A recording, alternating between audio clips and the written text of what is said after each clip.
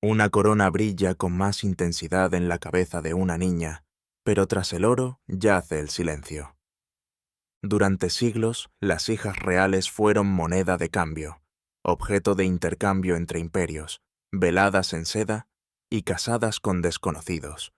Demasiado jóvenes para elegir, demasiado valiosas para ignorarlas, se convirtieron en peones en juegos dinásticos. Algunas obedecieron, otras se resistieron. Unas pocas reescribieron la historia.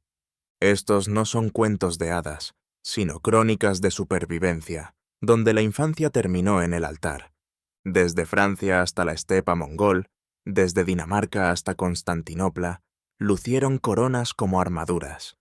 Sus nombres se susurran en notas a pie de página, su dolor sepultado bajo títulos. Pero la verdad permanece.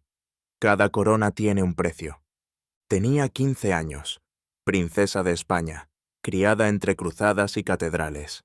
Su nombre, Catalina de Aragón. Su destino, Inglaterra. Su misión, casarse con el príncipe heredero, Arturo Tudor. Arturo también tenía 15 años, frágil, pálido y arreglado como heredero de una dinastía inestable. Su matrimonio no fue una historia de amor, fue un pacto, una alianza entre dos reinos, sellada por dos hijos que apenas podían firmar. La boda tuvo lugar en 1501. Un vestido dorado, encaje español, miles de personas observando. Pero tras el boato se escondía algo más frío, incertidumbre, miedo e ignorancia. Tras la celebración, los enviaron al castillo de Ludlow, solos, sin padres, sin consejeros, solo deber y expectativas. A los pocos meses, enfermaron. Fiebre, sangre, miedo. Arturo murió. Catalina sobrevivió. Viuda a los 16 años, sin marido, sin estatus, sin futuro. Pero su historia no terminó ahí. Se quedó en Inglaterra. Afirmó que el matrimonio nunca se había consumado, que a los ojos de Dios seguía intacta.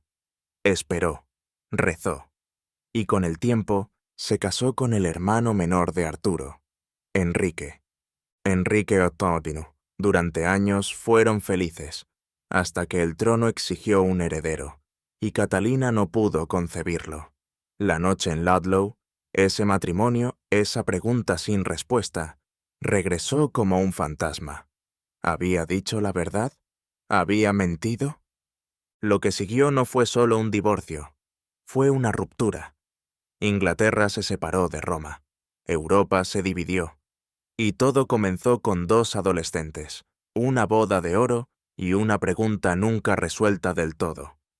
Catalina se convirtió en reina, pero el precio fue su juventud, su dignidad y, al final, su corona. Tenía 6 días cuando murió su padre. Con su último aliento, María Estuardo se convirtió en reina de Escocia. Una corona más pesada que su cuna, heredada antes de su primera sonrisa.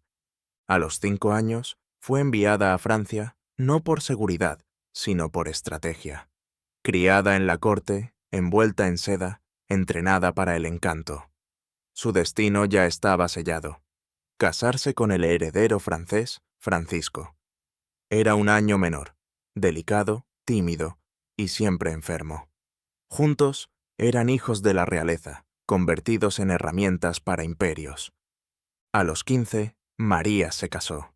La boda fue un espectáculo en Notre Dame. Satén blanco, bordados de plata, parecía un ángel. Pero no era un cuento de hadas. Francisco rehuía a las multitudes, su salud se deterioraba. María, más alta y astuta, se desenvolvía con aplomo en la vida cortesana. Aportaba más que gracia. Tenía derecho a reclamar. Por su sangre Tudor, era una amenaza para el trono de Inglaterra. En 1559, un extraño accidente mató al rey de Francia. Una lanza rota en el ojo. De repente, Francisco y María eran rey y reina. Escocia, Francia y quizá Inglaterra. Todo en manos de adolescentes. Pero el poder cimentado sobre la enfermedad rara vez perdura. 17 meses después, Francisco estaba muerto. una infección de oído, un absceso cerebral. La historia es incierta. María tenía 17 años, viuda doble, con 2 coronas y sin protección. La corte francesa se enfrió. Catalina de Médici, madre de Francisco, tomó el poder. María, convertida en una incomodidad extranjera, fue expulsada. Regresó a Escocia, una tierra que apenas conocía, para gobernar un reino desgarrado por la religión y la codicia. Su futuro se vería sumido en el escándalo, la traición y, finalmente, el hacha. Pero todo comenzó allí. Una niña desposada, un niño rey enfermizo, y un matrimonio adornado con diamantes, pero forjado en silencio. Fue coronada antes de poder gatear, pero su caída resonaría durante siglos. Tenía 6 años. Princesa de Francia, hija del rey Carlos VI, nacida en una corte opulenta, pero atormentada por la locura y la guerra. Su nombre, Isabel de Valois. Su destino, detener la Guerra de los 100 años con sus pequeñas manos. En 1396, la paz era frágil. Los tratados se resquebrajaban como el cristal viejo. Inglaterra y Francia necesitaban algo simbólico, algo vinculante. Así que ofrecieron una niña, su prometido, el rey Ricardo II de Inglaterra. Tenía 29 años, era viudo y ansiaba legitimidad. Su trono se tambaleaba bajo sus pies, rodeado de enemigos. Necesitaba una alianza francesa. Lo que consiguió fue una niña como novia. El matrimonio causó indignación. Incluso en una época en la que las uniones reales ignoraban el amor, el matrimonio de una niña de 6 años con un hombre adulto conmocionó a la corte. Sin embargo, la boda se llevó a cabo.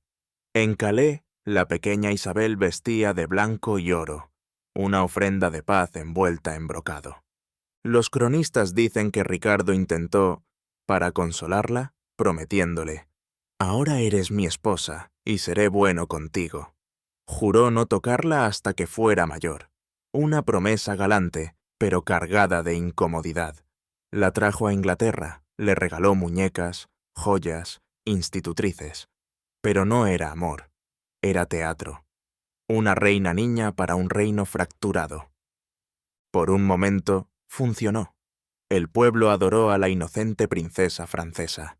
Pero no duró. 2 años después, Ricardo partió hacia Irlanda. Durante su ausencia, Enrique Bolingbroke regresó con un ejército. La corona cayó. Ricardo fue encarcelado y probablemente asesinado. Isabel tenía 8 años. Ya no era reina, solo un peón político. Francia exigió su regreso. Inglaterra se resistió. Cuando finalmente cruzó el canal, se encontraba sin estatus, sin poder. Se casaría de nuevo, esta vez por decisión propia. Pero murió a los 19 años, apenas mayor que una niña, recordada no como una reina, sino como el precio de la paz. Tenía 12 años, pequeña, solemne, nacida en un reino desgarrado por la guerra. Su nombre, Margaret Beaufort, descendiente de la realeza a través de Juan de Gante. Su futuro ya estaba decidido. No sería una niña. Sería un vehículo para el legado, el poder, el apellido Tudor. Su esposo era Edmund Tudor, de 25 años.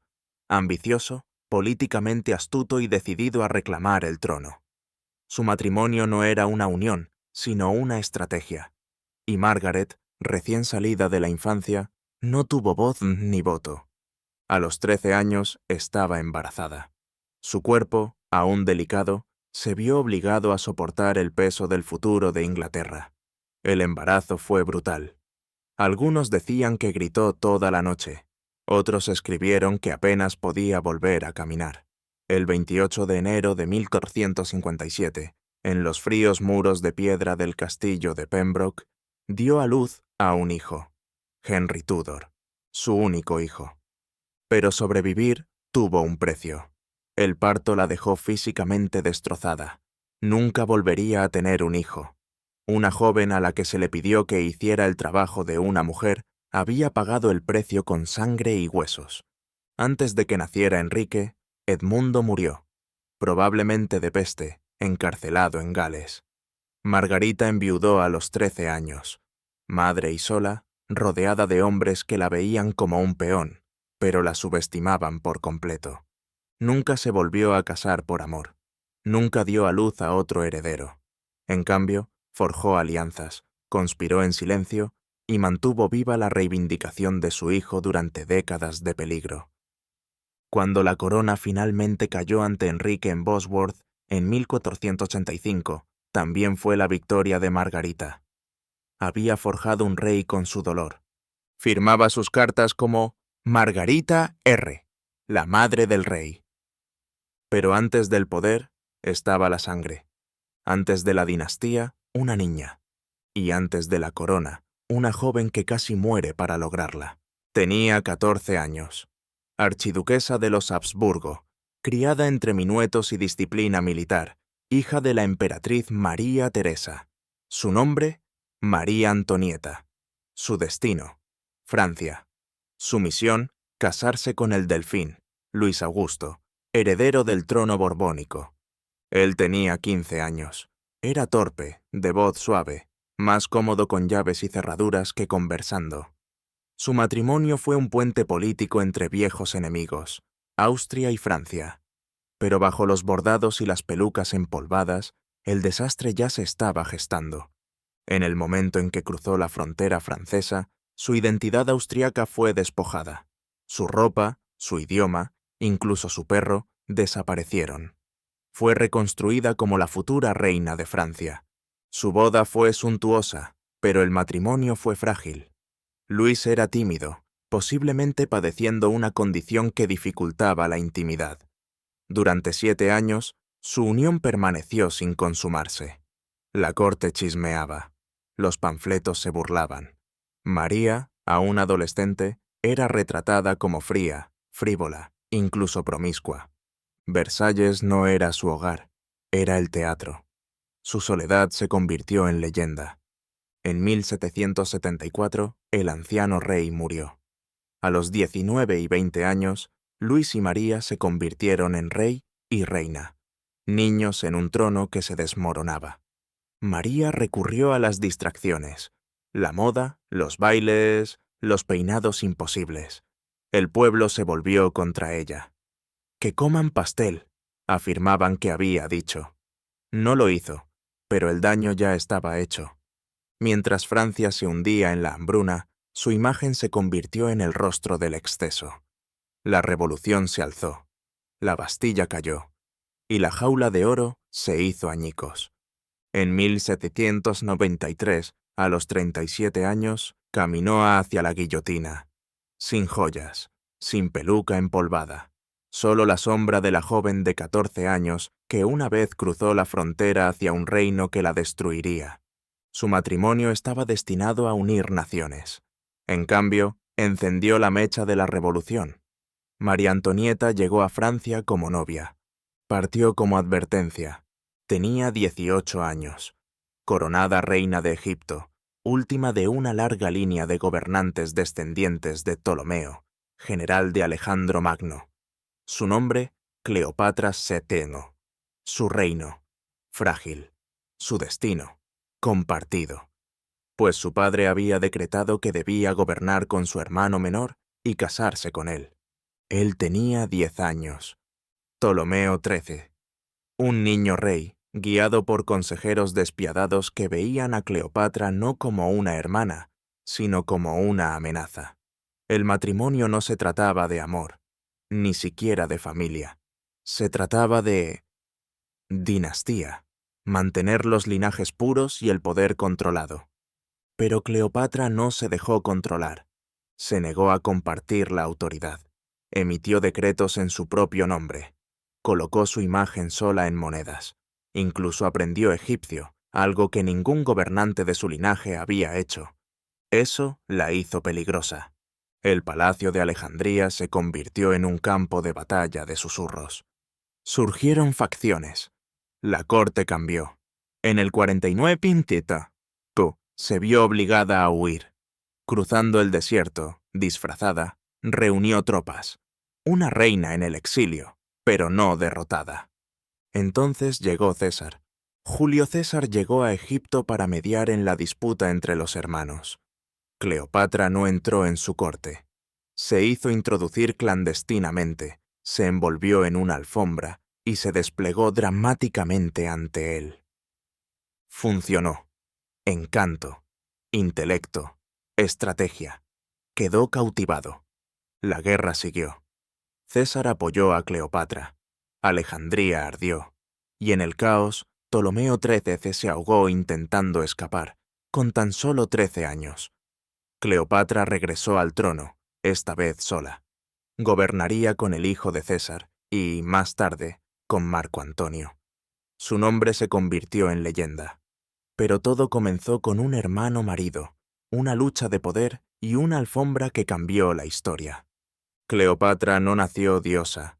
Se convirtió en una a través del fuego, la astucia y la rebeldía. Aún era una niña cuando se concertó su matrimonio. Su nombre, Matilde de Flandes. Su futuro, ligado a un ambicioso duque conocido como Guillermo el Bastardo. Era ilegítimo, feroz, y decidido a reclamar no solo Normandía, sino Inglaterra. Su unión fue más que un simple matrimonio. Fue una apuesta. Una noble de impecable linaje se emparejó con un hombre nacido en el lado equivocado de la cama real. Muchos murmuraban que nunca lo aceptaría. Al principio no lo hizo. La leyenda dice que Matilde rechazó a Guillermo, que él respondió no con flores, sino con furia, cabalgando hacia la corte de su padre, arrastrándola del caballo por las trenzas. Realidad o mito, lo que siguió fue real. Se casó con él, en sus propios términos, y no se casó a la ligera. Matilde no era una duquesa pasiva. Gobernó Normandía en ausencia de Guillermo. Firmó cartas, dirigió ejércitos y dirigió la corte. Cuando Guillermo zarpó para conquistar Inglaterra en 1566, fue Matilde quien aseguró su retaguardia, política, financieramente y con la lealtad de la élite normanda. Mientras él luchaba en Hastings, ella gobernaba en casa.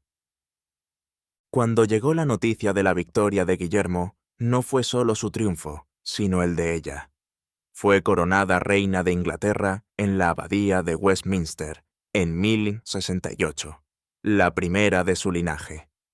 Una reina forjada no por la herencia, sino por la alianza, la fuerza y la estrategia.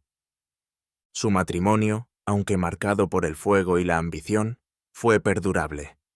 Juntos fundaron una dinastía que moldearía Inglaterra durante generaciones. Pero detrás de esa dinastía se alzaba la joven de Flandes, inteligente, orgullosa y siempre dispuesta a permanecer en silencio. Matilde se casó con un duque bastardo, coronó a un rey, y al hacerlo se convirtió en la discreta artífice de la conquista.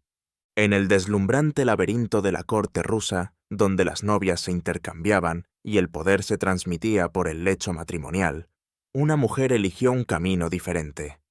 Su nombre, Sofía Alexeyevna, hija del zar Alexis, hermana de 2 futuros zares, Románov de nacimiento, pero gobernante por voluntad propia. Nunca se casó. En un mundo donde las hijas reales se definían por las alianzas, Sofía desafió las costumbres. Inteligente, políticamente astuta y con una profunda cultura, se negó a ser vendida a una corte extranjera o a estar ligada a un noble.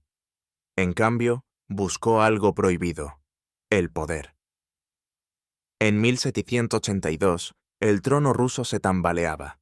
Su hermano Fiódor había muerto. Sus medio hermanos, uno enfermo y el otro, un niño llamado Pedro, dejaron un vacío. Mediante un golpe de estado respaldado por la Guardia de los Streltsy, Sofía se autoproclamó regente. Oficialmente, gobernaba en nombre de sus hermanos. En la práctica, gobernaba sola. Se sentaba tras un trono doble, con Iván y Pedro como marionetas. Negociaba tratados, sofocaba rebeliones y reestructuraba la política exterior rusa. Pero tras su aplomo cortesano, se gestaba el resentimiento. Una mujer con poder ya era un escándalo. ¿Una mujer con poder y sin marido? Una amenaza. Construyó su corte en torno a mujeres leales, evitó el matrimonio por completo y cultivó la imagen de la mano guía de Rusia.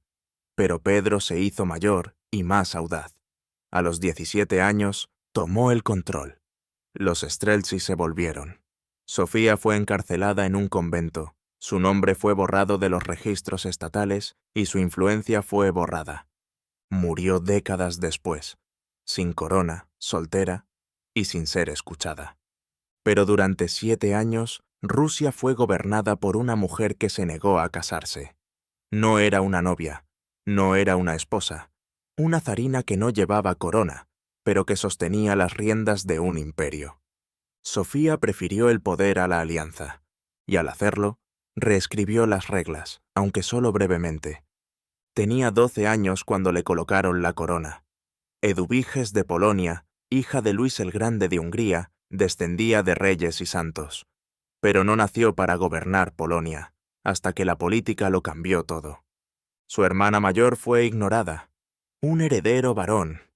Y así la corona recayó sobre los pequeños hombros de Eduviges, una reina niña, en un reino en una encrucijada. En 1385, Polonia enfrentaba amenazas por todas partes. La respuesta llegó del este. Una unión con Lituania. Pero tenía un precio. Eduviges se casaría con el gran duque de Lituania, Jogaila. Tenía 26 años, pagano, extranjero. Y no era el hombre que ella amaba. Había estado comprometida con Guillermo de Austria, un chico al que conocía, quizás incluso adoraba. Pero el amor no tenía peso en los fríos cálculos del Estado. Jogaila prometía conversión, unidad, protección. Los señores polacos exigieron el enlace. Eduviges lloró. La leyenda dice que intentó derribar las puertas del castillo con un hacha para escapar de su destino. Pero al final, cedió. Por su pueblo. A los 13 años, se casó con Jogaila, ahora bautizado como Vladislao. Su unión creó la Mancomunidad Polaco-Lituana, una de las mayores entidades políticas de Europa. Fue un milagro diplomático, fruto del sacrificio de una niña. Eduviges no gobernó como consorte, sino como monarca por derecho propio. Fundó escuelas, protegió a los pobres y reformó la ley. Su reinado fue breve, pero brillante. Murió al dar a luz a los 25 años, perdiendo a su único hijo. Pero su recuerdo perduró. En 1997 fue canonizada como santa. Eduviges dio su vida, su amor, su cuerpo, por una nación. No era solo una reina, era una piedra angular. Entró en la ciudad prohibida como concubina adolescente, una entre muchas, común y corriente, silenciosa, elegida para servir al placer del emperador. Su nombre, Cixi, nacida en una familia noble manchú en decadencia, carecía de poder y de título, solo ambición. Aprendió con rapidez. En 1856 dio a luz a un hijo, el único heredero del emperador. Eso lo cambió todo. De concubina pasó a ser la consorte Yi. De figura de fondo, se convirtió en madre de un futuro emperador. Cuando el emperador Jianfeng murió en 1861, su hijo tenía 5 años. Cixi, aún veinteañera, dio el primer paso. Unió fuerzas con la viuda del emperador y dio un golpe de estado. Arrestaron a ministros, exiliaron a sus rivales, y el niño emperador quedó bajo su regencia. Pero Cixi no se sentó en el trono. Gobernó tras una pantalla de seda, literalmente. En las audiencias de la corte, escuchaba, decidía y mandaba, todo ello oculta. Era una concesión a la tradición. Pero no era una marioneta. Durante más de 4 décadas, controló la dinastía Qing. A través de 2 emperadores, rebeliones, invasiones extranjeras y crisis reformistas, maniobró con despiadada brillantez. Modernizó el ejército chino, construyó ferrocarriles y sorteó el ocaso del imperio con acero enguantado. Sin embargo, su imagen sigue dividida. Una déspota intrigante para algunos, una salvadora para otros. Nunca se volvió a casar. Nunca abandonó la corte. Construyó su mundo dentro de los muros del palacio y controló el destino de una nación desde dentro. Cixi comenzó como una joven elegida para servir. Se convirtió en la mujer que gobernó un imperio, no desde un trono, no desde un campo de batalla, sino tras una pantalla, con un poder más afilado que cualquier espada. 10 historias, 10 jóvenes, cada una envuelta en seda, coronada en oro y entregada como firmas en un tratado. Provenían de diferentes tierras: Polonia, Francia, China, Egipto. Vivieron en castillos, cortes y palacios. Pero su destino era compartido. Eran hijas, aún no mujeres, a quienes se les pidió que llevaran naciones sobre sus hombros. Algunas gobernaron con fuego, otras se desvanecieron en notas a pie de página, algunas se convirtieron en leyendas, pero ninguna escapó a su precio. No eran cuentos de hadas, eran sacrificios.